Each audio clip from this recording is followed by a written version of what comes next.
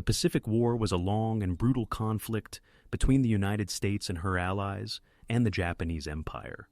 The U.S. entered World War II as a result of the first shot fired in the East. The United States suffered losses in 1937 when the Japanese sunk the Yangtze River gunboat USS Panay, even before Japan attacked Pearl Harbor in December 1941. 11 men and a civilian passenger were gravely injured, and 2 American sailors lost their lives. Some people were worried that the incident would lead to war. Tokyo received a formal protest from President Roosevelt. Japan claimed credit for the strike because it was not yet prepared for war. They committed to paying to 2007-36 in indemnity for death and personal injury, as well as property loss. Regaining territory that Japan had conquered became a national priority once America entered a full-scale shooting war, almost a year before American troops engaged German soldiers in ground combat. The majority of the amphibious combat assault landings on distant tropical islands were executed by the U.S. Marine Corps, who also fought to the death against the Japanese occupiers, who were unaware of what the word quit meant. The Japanese juggernaut seemed unstoppable by the summer of 1942. The Japanese captured Wake, Bataan, Corregidor, and Guam, capturing thousands of Marines. However, things were about to change for America on the battlefield. Guadalcanal.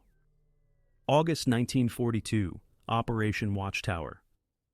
The goal of Operation Watchtower, America's first significant offensive of World War II, was to occupy and defend Guadalcanal, codenamed Cactus, and nearby positions, Tulagi, the Florida Islands, Gavutu, Tanambogo, and the Santa Cruz Islands. In order to deny these areas to the enemy and to provide United States bases in preparation for further offensive action.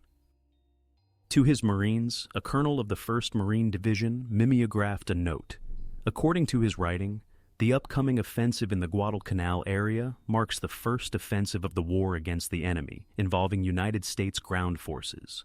The Marines have been chosen to lead this effort, which will serve as the precursor to other offensive operations that will ultimately result in our cause's triumph.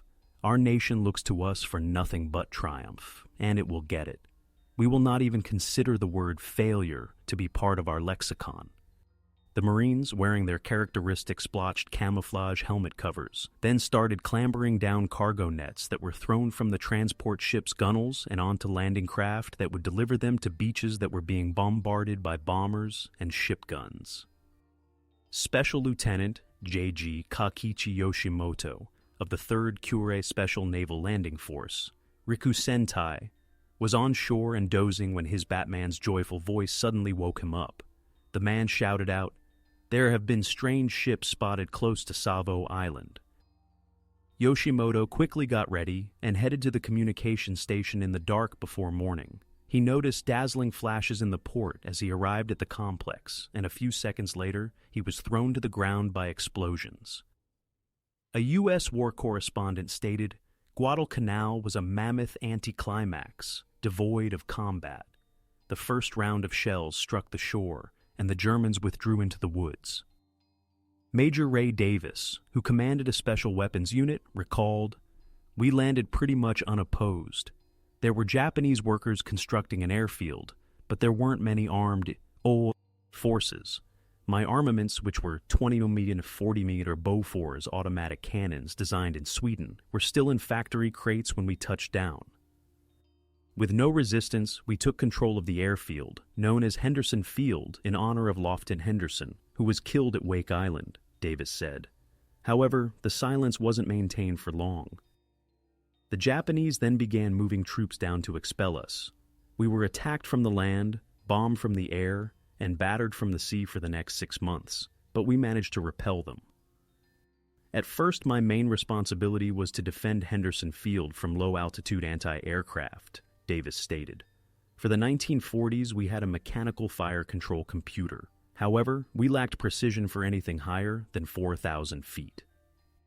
The Japanese attacked us in the initial days at 1,000 feet, but they soon realized what was going on when the 9mm guns began to fire.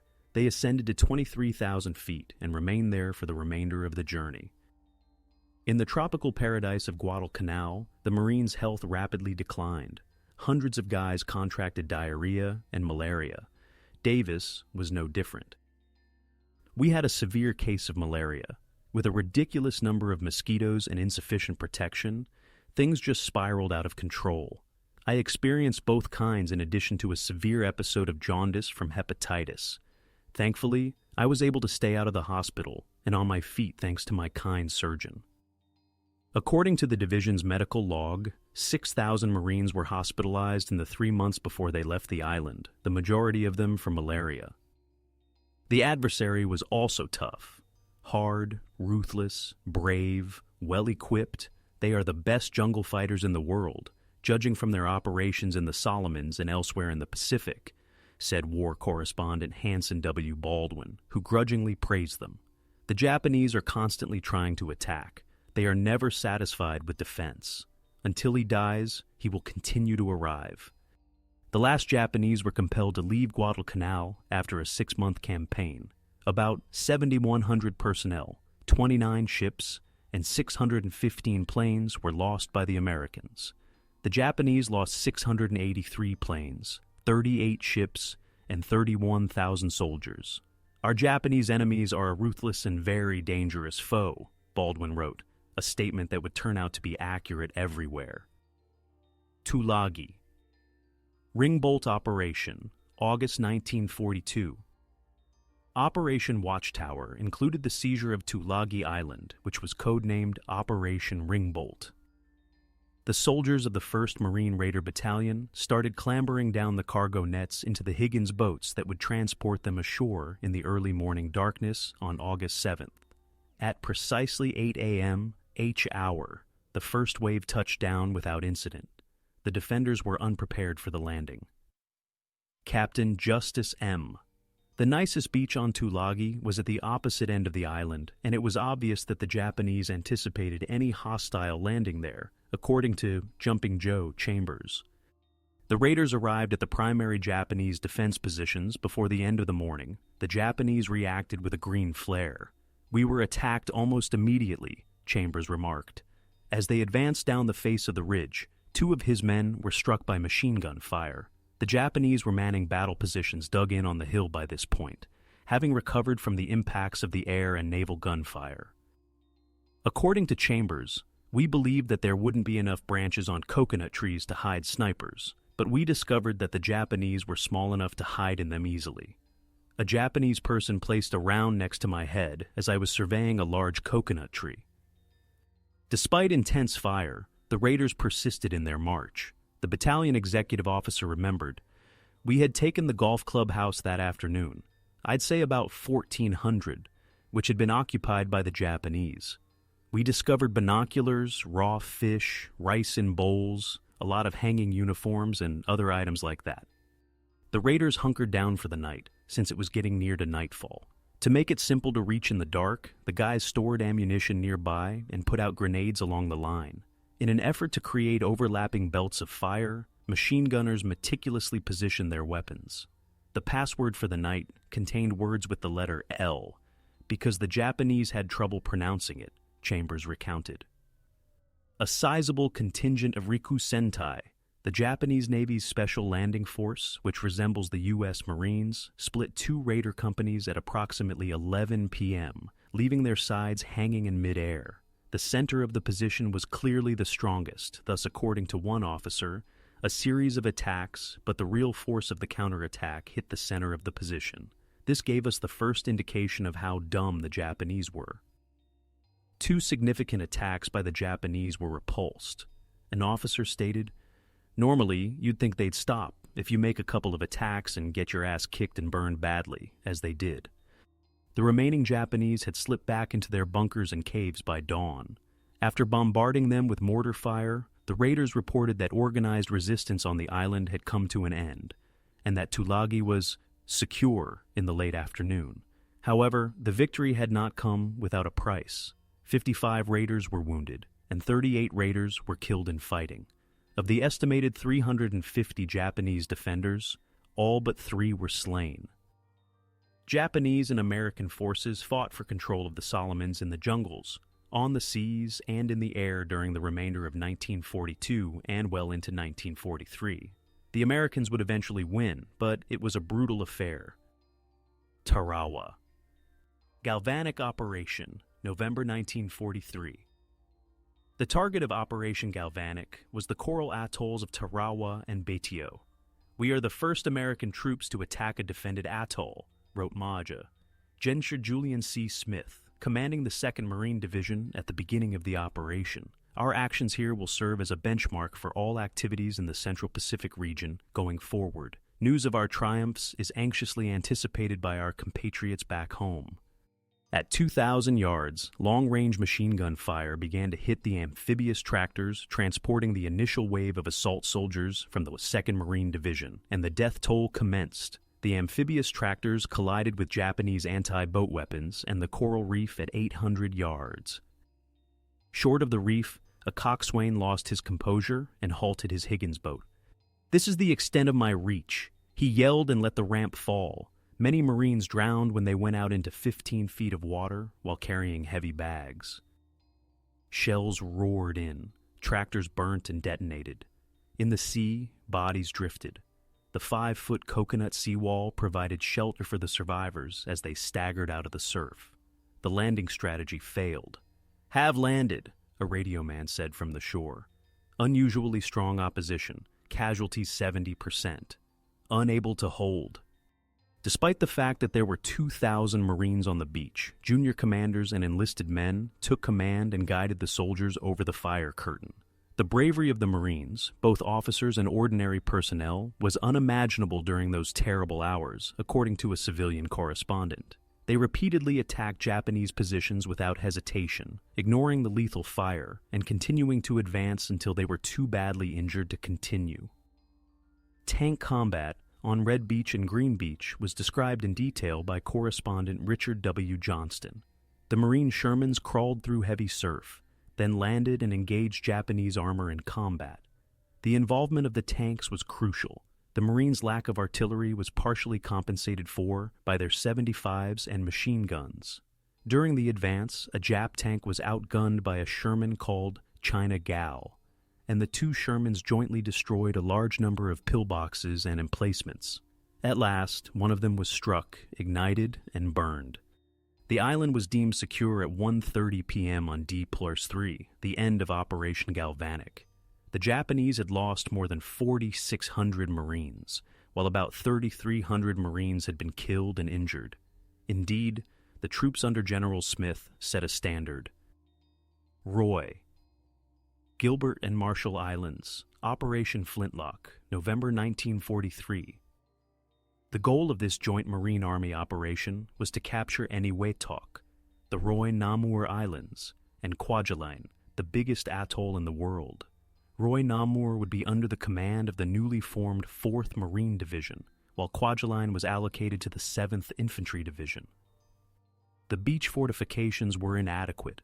There were no underwater obstacles or mines, and the Japanese had stationed 3,000 well-equipped defenders on Roy Namur. Following 2 days of non-stop naval and air bombardment, the 24th Marines struck Namur, while the 23rd Marines attacked Roy.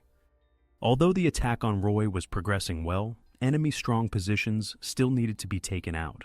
The way of the 2nd Battalion, 23rd Marines, was blocked by a single, sizable blockhouse made of reinforced concrete with walls 3 feet thick. Lieutenant Cole, Edward J. Dillon, the battalion commander, ordered Company G to ensure that it was entirely destroyed, even though naval gunfire had partially damaged it. The steel door was hit by 5 rounds fired from a 75mm half-track. A demolition squad arrived under cover of fire, pushed Bangalore torpedoes through a shell hole in the roof, and positioned satchel charges against the gun ports. After pulling the igniters, the team fled frantically for shelter. 20 Marines were killed and scores injured in the amazing blast. Several persons caught in the open were killed by falling debris, and those in tiny boats that were far from the beach were also killed or injured. Radioing, an observation pilot said, "The entire freaking island has exploded. Bombs, torpedo warheads, and large pieces of concrete were launched into the air, An ink-black darkness engulfed much of the island, according to an eyewitness. There was now only a huge, water-filled crater where the big blockhouse had been.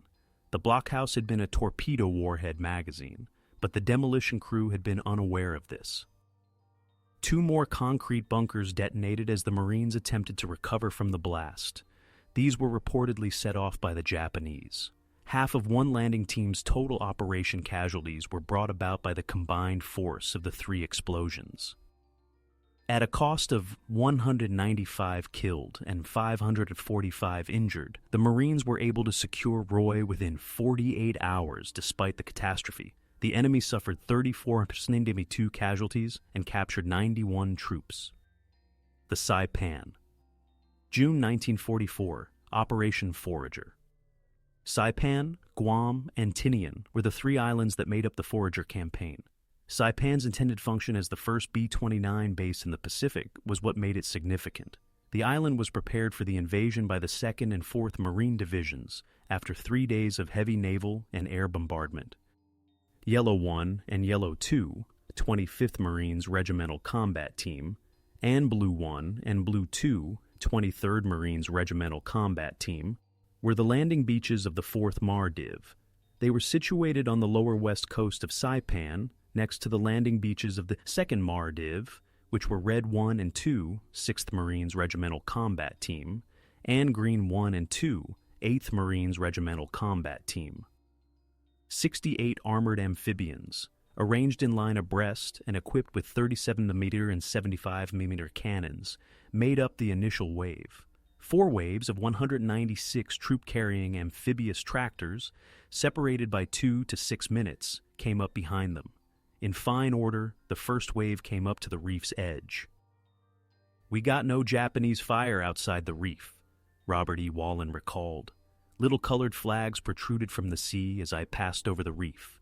While they waited for us to approach, the Japanese drove in aiming stakes for their guns overnight. Then chaos ensued. Artillery fire, small weapons fire, and mortar fire all intensified. It was impossible to shoot our 75mm howitzer with accuracy in the lagoon, hitting coral heads, bouncing us up, down, and sideways, remembered Jerry D. Brooks. Just in front of us, 2 of our 75mm shells detonated. 2 or 3 went almost vertical, but the enemy obviously took notice of our noise and our presence alone.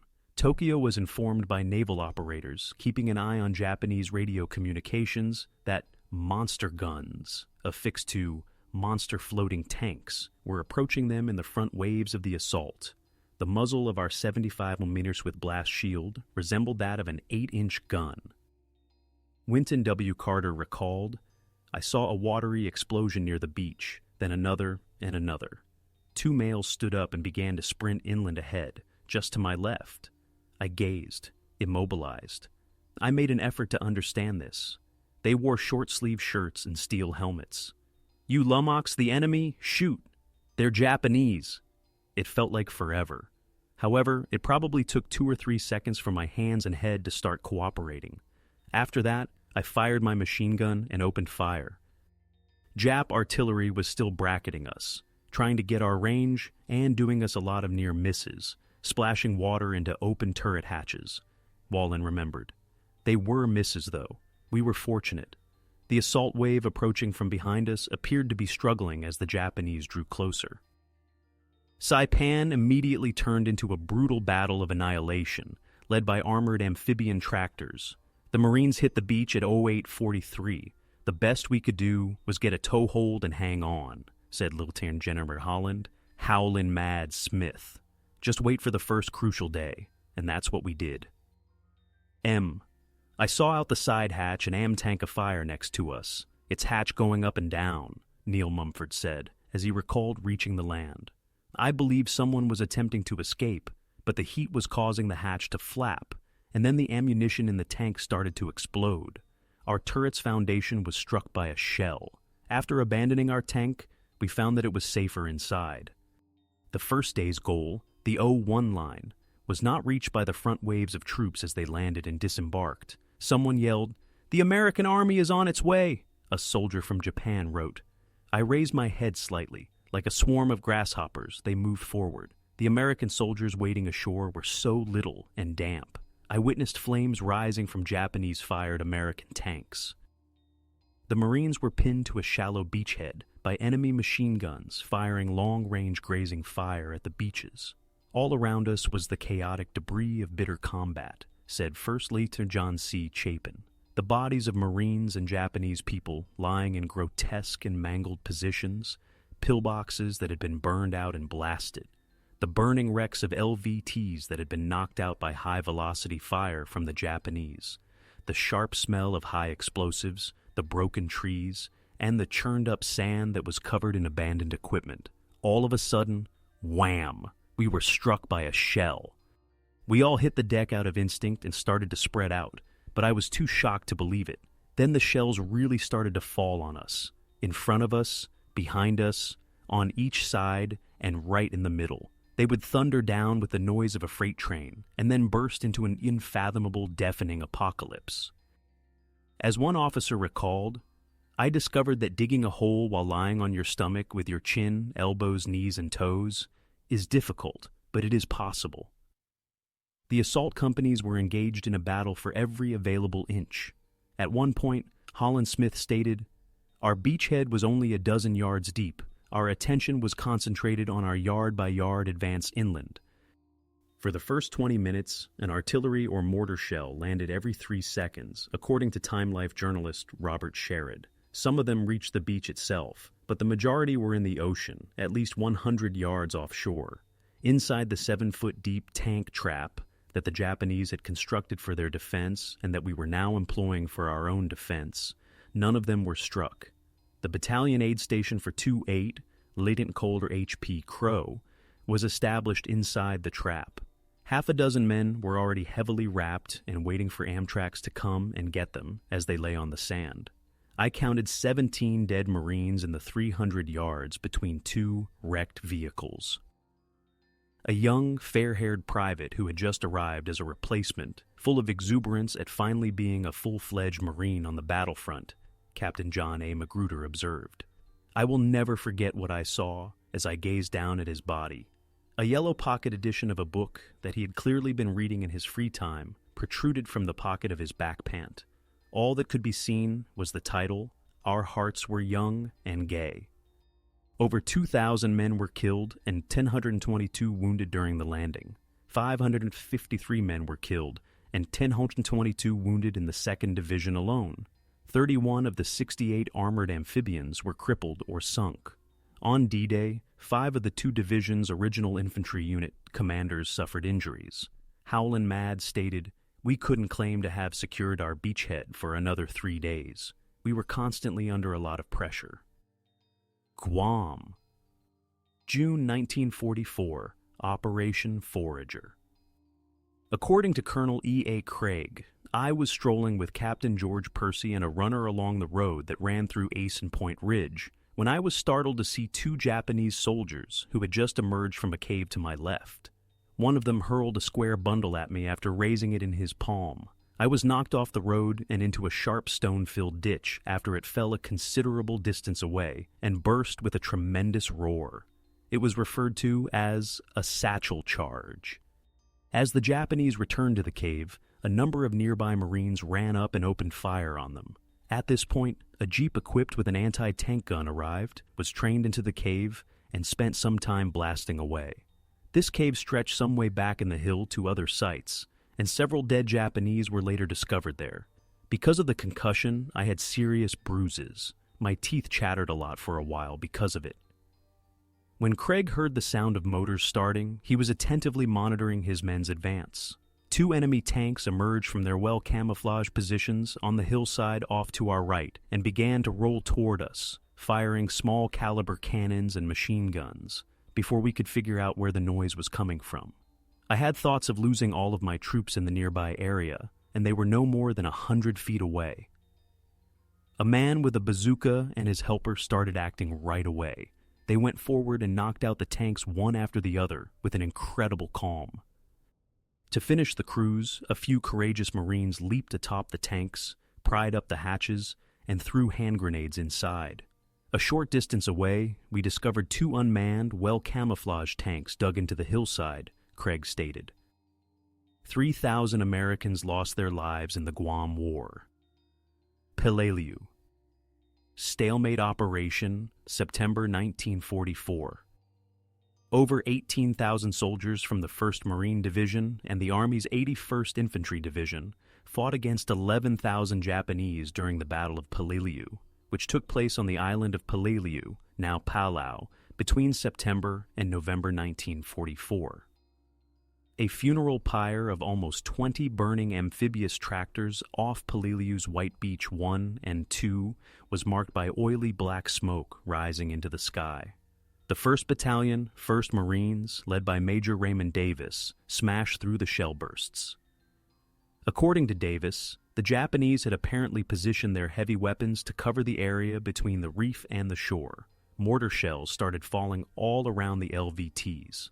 The fires we had observed burning on the shore turned out to be multiple LVTs and DUKWs, and 3 of our Waves tractors were struck as they were entering, resulting in significant casualties. A mortar round splashed close by and slashed a long sliver into my knee as I was running for shelter after getting off the amphibious tractor on the beach. Despite the heavy bleeding, they managed to remove it, treated me, and I returned to work. According to Davis, the men had to fight their way off the beach because the lead elements were bogged down on it. Company A moved into positions trying to take advantage of a Jap anti-tank ditch, the battalion's after-action report said.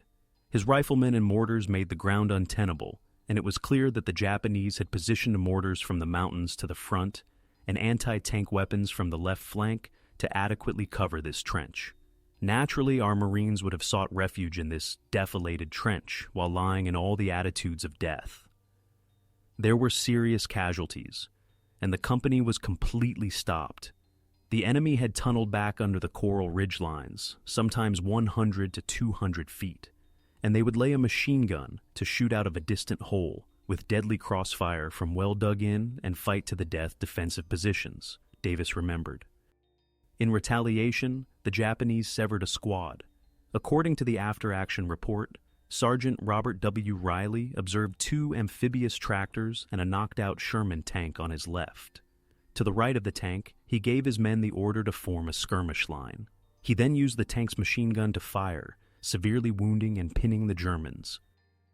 When the company executive officer dispatched another tank, the squad was saved.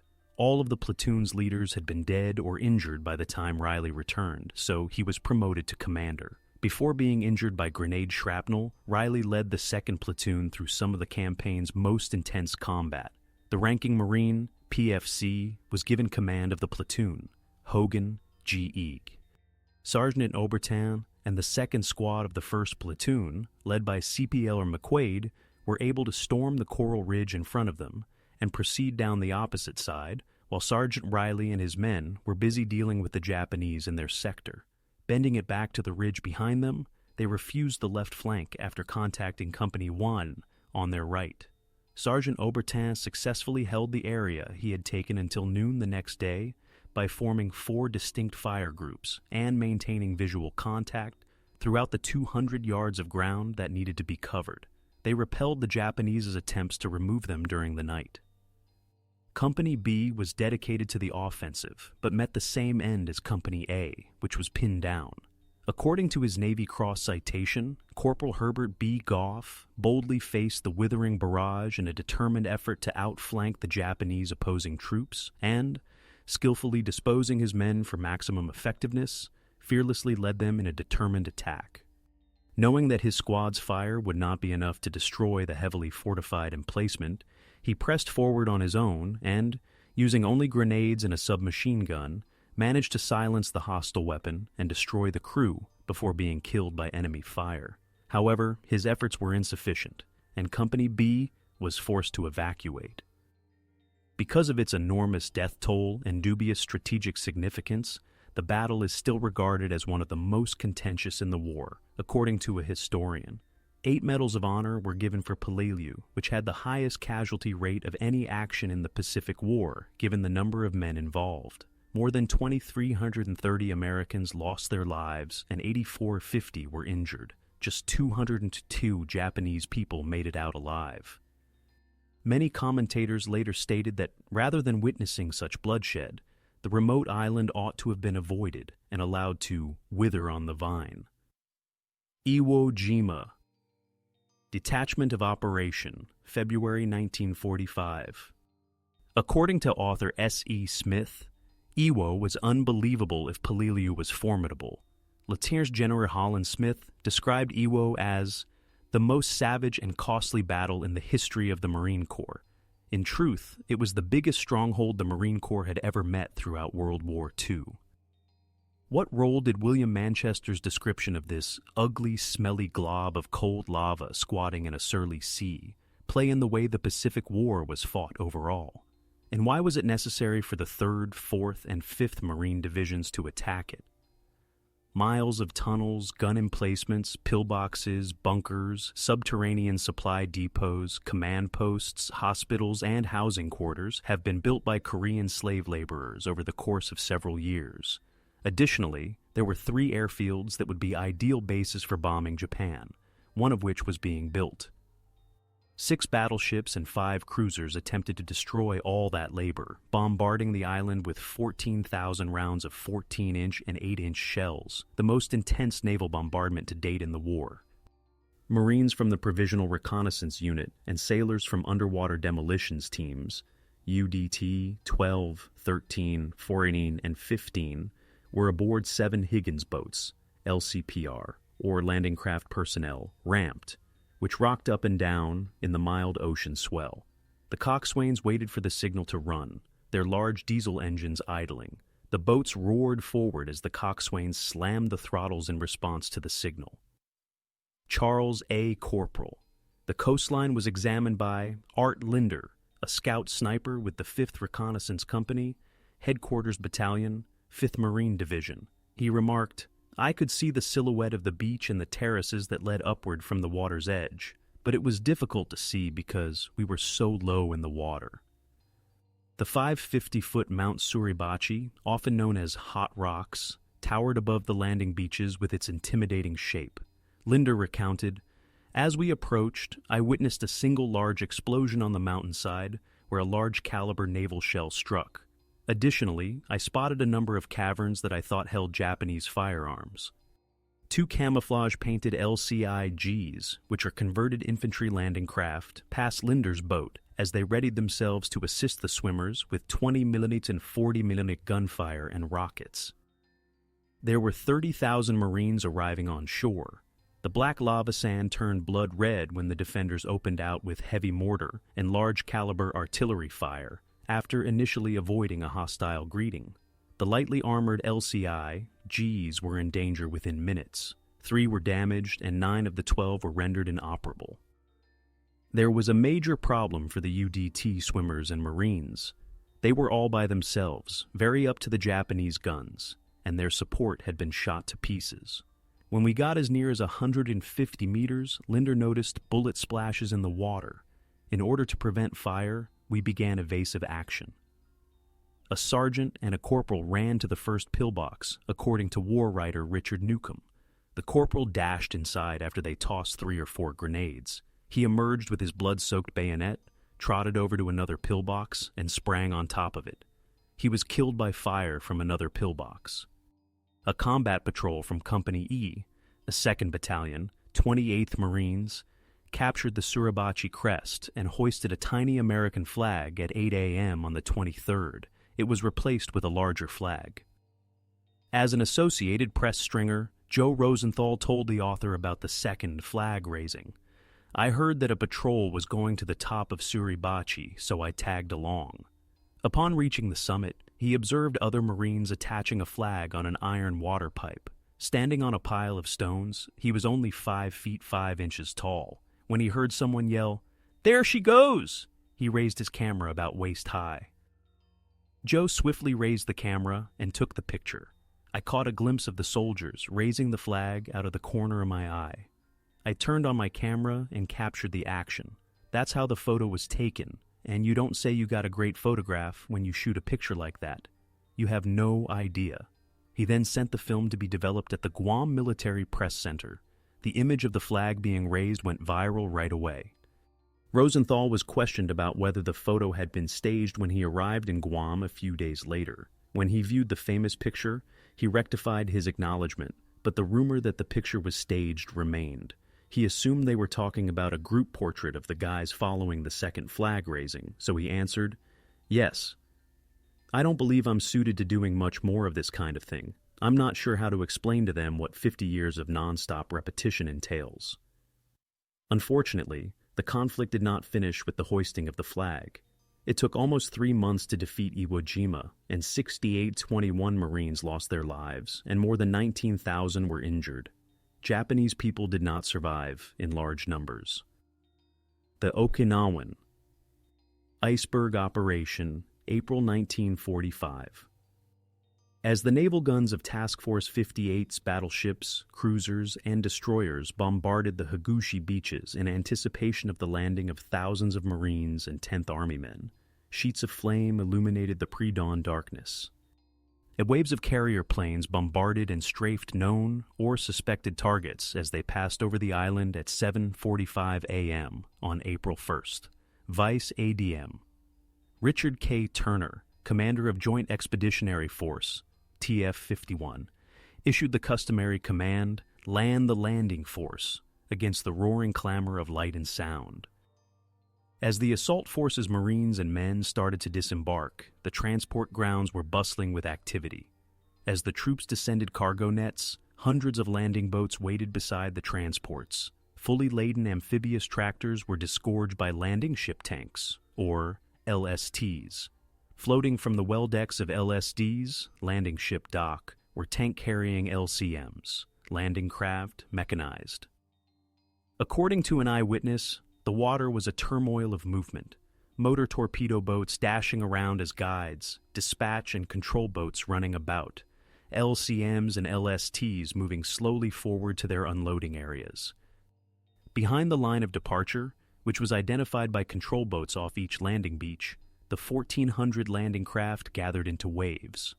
At 800, the pennants fluttering from the masts of the control craft were hauled down, signaling the first wave of LVT-A's, armored amphibian tractors, forward behind a line of support craft, wrote Major Charles S. Nicholas, Jr., USMC, and Henry I. Shaw, Jr., in their account of the Okinawan assault and victory in the Pacific.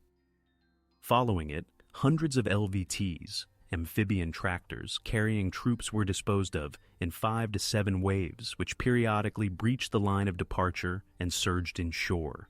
"It's like a frog meeting a snake and waiting for the snake to eat him," a Japanese soldier wrote in his diary after witnessing the massive armada descending upon him. At this moment, the commanders of Japan's 32nd Army are standing on the crest of Mount Shuri, near the southern end of Okinawa's main island, quietly observing the movements of the American 10th Army, wrote Colonel Hiromichi Yahara, senior staff officer, 32nd Army, in the Battle of Okinawa. While some officers joke and others light cigarettes, the group merely looks out over the enemy's desperate deployment. The Japanese army has been constructing its most formidable stronghold on Mount Shuri's summit and the nearby hills for months. Least, the 32nd Army's commanding general, General Mitsuri Ushijima, was astounded by the earth-shaking bombardment, vast and oddly magnificent in its effect. In order to cover the entire landing area for 1,000 yards inland with enough explosives to average 25 rounds per 100 yards square, the assault waves were led in by gunboats, which fired 40mm cannons, mortars, and rockets into preset target squares. The pre-H-hour bombardment, which included 20 TED-500 mortar bombs, 33,000 rockets, and 44.825 rounds of 5-inch or bigger ammunition, was the most intense concentration of naval gunfire ever used to support a landing. The gunboats turned away when they reached the reef, and the tractors and amphibious tanks went through them and onto the beach. First waves were on all beaches at 0839, with air observation reporting no damage to landing craft in the initial waves. According to the 1st Marine Division Special Action Report, Okinawa, According to the division's assault component's initial reports, there was relatively no resistance and all troops were pushing quickly inland. It was a cakewalk as the first waves came ashore, standing up. There was hardly any opposition to the landing. After arriving at the beach, journalist Robert Sherrod noted, "I've already lived longer than I thought I would." On L-Day, Admiral Turner stated at noon, 10th Army troops began landing Higuchi beaches at Joade 30, preceded by intense naval and air bombardment. In the face of minimal resistance, troops landed on every beach. There was almost no firing on boats or ships. The troops were ecstatic. According to intelligence, the mortality percentage may be as high as 80 to 85%.